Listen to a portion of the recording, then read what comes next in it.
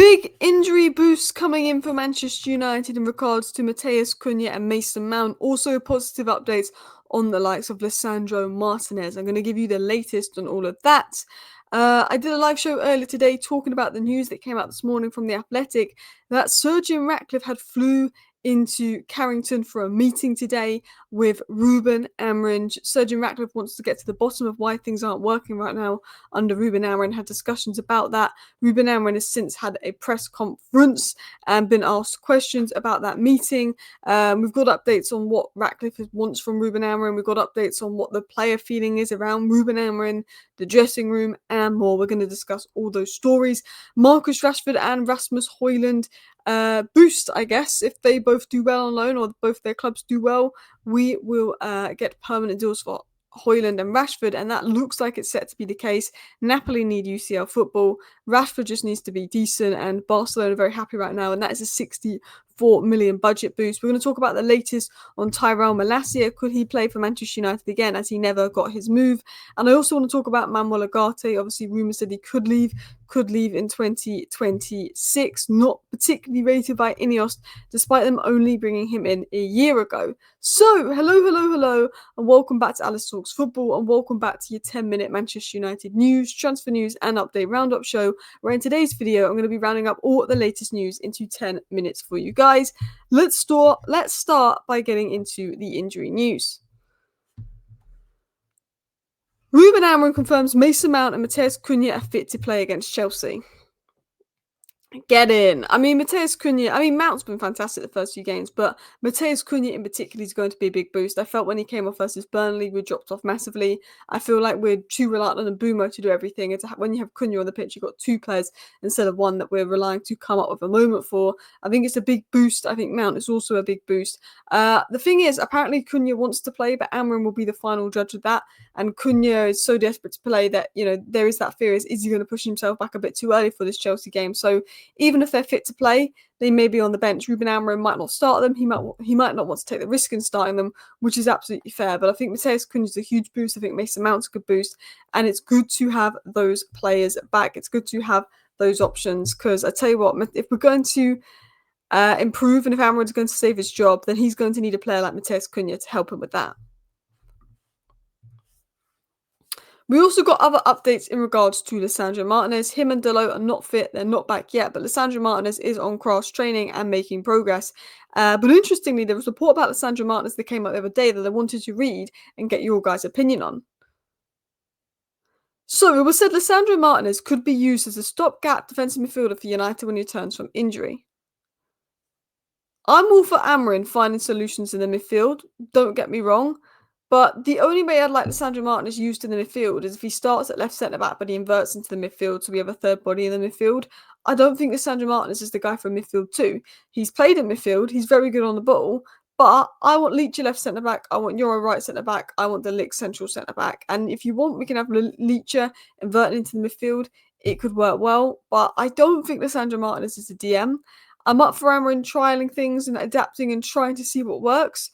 But I think Leacher is a centre-back. I think his best position is centre-back. And I don't know if he would be the guy for DM. I'm not against trying it to see how it works. But I do see him as a centre-back. And one thing I like about Leacher is he's very good on the ball. He's very technically good. But he's also got the mentality. He works hard. He wants to win. He wants to succeed. And I think it's not just having a good player back in the squad, but it's also having a good mentality back in the squad.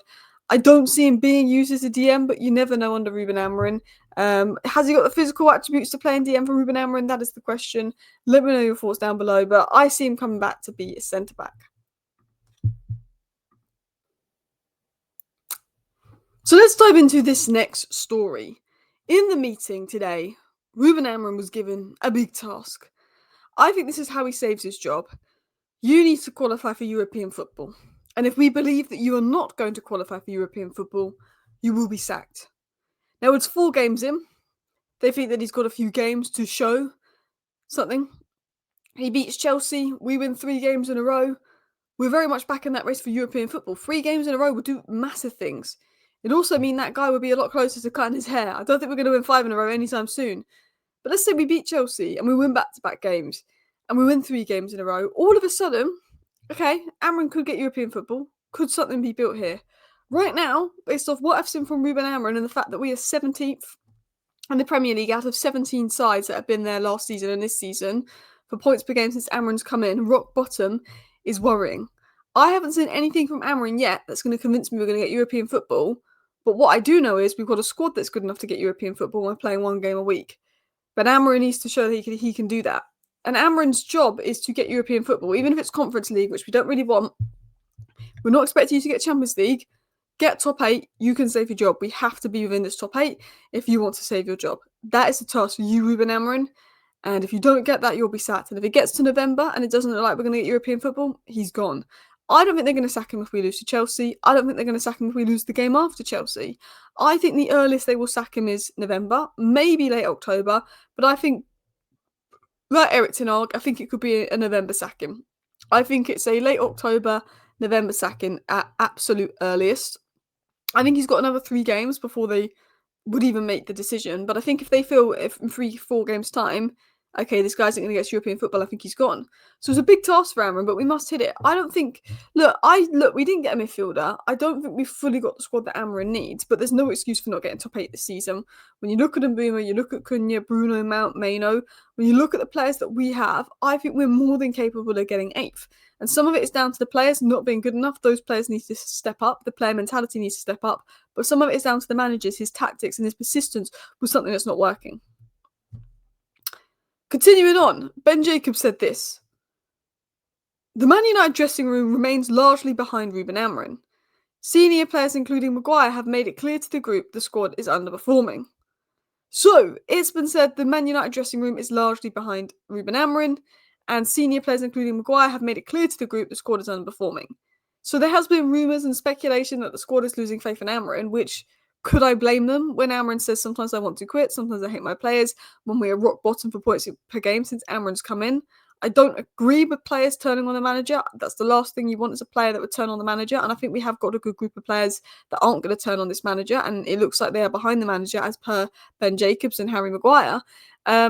But I wouldn't be shocked if the players had lost confidence in the manager because there's not really much to be confident about. And Ruben Amorim isn't giving me much to be confident about. I wouldn't be shocked. However, Ben Jacobs is suggesting that the dressing room is largely behind Ruben Amorim. There's probably 1 or 2 players that aren't his biggest fans. I assume Maino probably isn't his biggest fan. But players like Maguire are saying, look, we need to improve. And look, Man United players do need to improve. I think the manager could improve. I think the manager could adapt. But at the end of the day, a lot of these players haven't been good enough. It's not a case of it's just the players at fault. It's not a case of it's just Amorim at fault. The players need to step up. The manager needs to step up. And a lot of things need to change. Talking of change, obviously nothing can really happen again properly until next summer's window. And obviously there's reports that United want to spend big again next summer. Now, we've got updates in regards to Rashford and Højlund, which would give us a 64 million boost for the budget next season. Graham Bailey said that Barcelona fully intend on bringing in Marcus Rashford to the club permanently as it stands, and that will be happening at the end of the season. Barcelona plan to bring Rashford in on a permanent, which is 26 million. I still think we could have got more, but with the wages saved and everything, you're looking at around 40 million. It was also said the feeling internally at Manchester United is that Højlund's 44 million obligation will be triggered, which is 38 million pounds. So as of now, there's a confidence inside Manchester United that we will get 66 million for those 2 players in the summer, which will give us a boost going into next summer, where we're going to need at least 2 top midfielders, where we might need someone like a Semenyo. We might even need a centre-back. We don't even know if Amarim will be the manager this time next year. There's a lot of uncertainty, but we will need the money.